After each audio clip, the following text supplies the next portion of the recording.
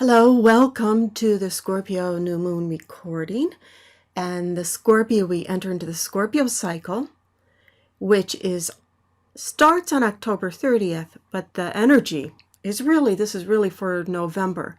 The energy of the whole cycle, the Scorpio cycle, will continue through the month of November until the new moon in Sagittarius, which is at the end. It's on the 29th of November. So it's basically, here we go. When the new moon is in Scorpio, we are setting the energy. The universe is saying, hey, get deep.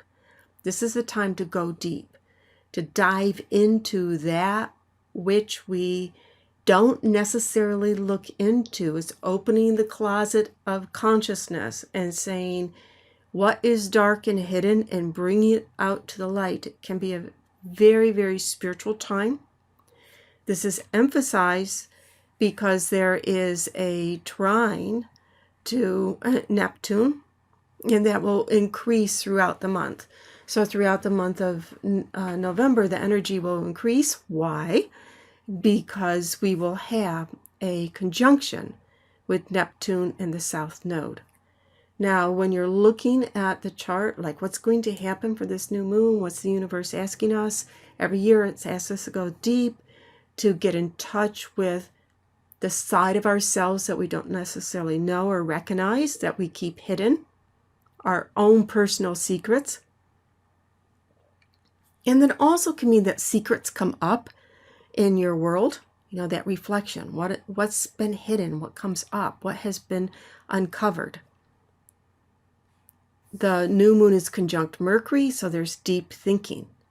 But this new moon with Mercury, there can be a stillness. If you can still your mind, that crazy where the mind's jumping all over the place, still the mind, to find hidden treasures, to understand why you are the way you are because of that Scorpio psychological makeup.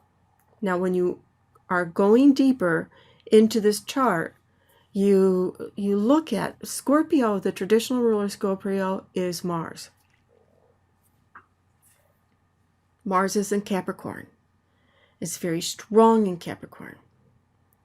And Mars is what is called out of bounds. Okay? If you heard the last audio from last month, I explained it a little bit.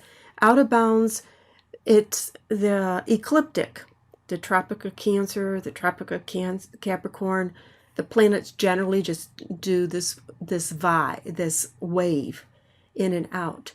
And when they go beyond that line, that imaginary line, that is called out of bounds. What that means is the planet can act very strong, very wild. It's free. Think of if you ever had a dog in a backyard that was fenced, and the dog went over or under that fence. It's like, oh, I'm free. I get to do whatever I want to do. I'm free. I can go all over the place. I don't have to be confined anymore and be within the domain of what my master, my owner, the human being that's taking care of me tells me I can do. It doesn't mean it's bad, but it does mean it has a wild element. So Mars is very wild element. It's very sexual too, and Capricorn Earth sign. Then of course you combine that Scorpio intimacy. It can be a very sexy month in some ways. But let me go back to the other messages. How can you use this energy? What is it that you want to set up for in terms of consciousness, projecting out to doing your visualizations out to the universe? What is it that I want? Here, you go to Mars. Mars is in Capricorn. Where do you want to put your effort and action into long-range plans? Capricorn is ruled by Sagittarius.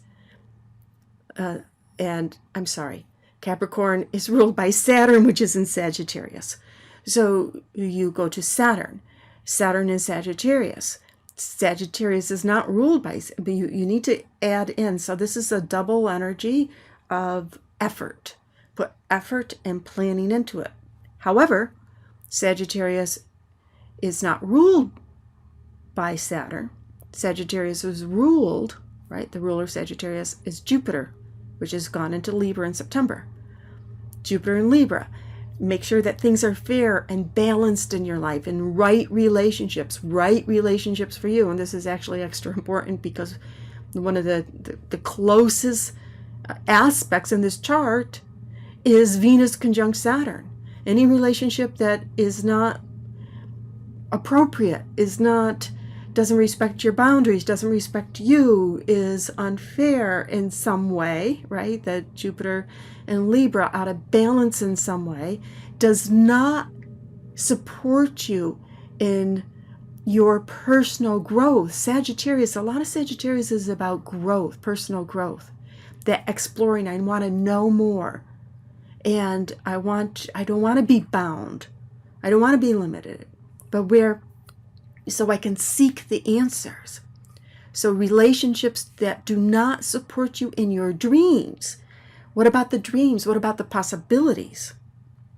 They can be in trouble. Okay, so we're back to the rulerships here. Jupiter in Libra. Libra is ruled by Venus. See how important this is? So Venus in Sagittarius did just what I said. But here you have this, what's called mutual reception. Venus in Sagittarius. Sagittarius is ruled by Jupiter. Jupiter is in Libra, and Libra is ruled by Venus. So the message here is get in harmony. Use, okay, the concept, everything that Venus means for you, what you love, what you value, your relationships. And Jupiter, that exuberance for life, that positivity for life, that sense of looking at life with gratitude, and that there's all kinds of possibilities, and not to be limitless. And why not? Do the why not instead of why can't I? Don't limit me. Why? Open up to possibilities. And do it in terms of, this is a very strong, that relationship-oriented, vision-oriented, art-oriented vibration. Okay? So this can work together very, very well. Now, there's a lot of other stuff going on. You also have to remember, you always look at where the North Node is. It's in Virgo, 18 months. The nodes are in the same signs for 18 months. But the rulership changes, right? So the rulership of the North Node in Virgo is over here, Mercury in Scorpio, which is conjunct. It goes back to what I began with, the new moon. Thinking deeply, and finding a place of stillness. And then, of course, we go to that same circle. And this month, things can be all over the place. Really very going scattered in any way. I want to say scattered, but trying to get a lot done, but being pulled in a lot of directions, because it's not just one boom. What I mean by that is that you can't look at the new moon. And new moon in Scorpio, traditional ruler is Mars. If Mars was in Scorpio, right, in its own rulership, it's like, boom, okay, very direct, only one thing to focus on. But it isn't, because you go to Mars in Capricorn, then you go to Saturn, then you go to Jupiter, then you go to Venus, and okay, here we got the mutual reception, and that's the loop. I call it the loop. Now, there's another very powerful energy that's going on, and I'll talk about this more in the full moon, because you want to set things up in terms of your visualization process, to think about what it is that you want to be able to do in terms of connecting with other people, that intimacy, that share, I do this for you, you do this for me, the shared resources energy of Scorpio, and set things up in terms of appropriate boundaries around relationships, and relationships that support your dreams, and abundance. There's an abundance energy, and balance, fairness and balance in life, and being able to expand relationships, being able to expand creativity, being able to expand art, being able to expand your friendships and your associates. And all the while, this underneath energy, which will be stronger later, of spirituality, getting back to your spirituality, making those plans, putting motivation and energy into it. Okay, so the full moon will give another hint of being on track, off track. Thanks for checking in, and perhaps you want to move on to the full moon.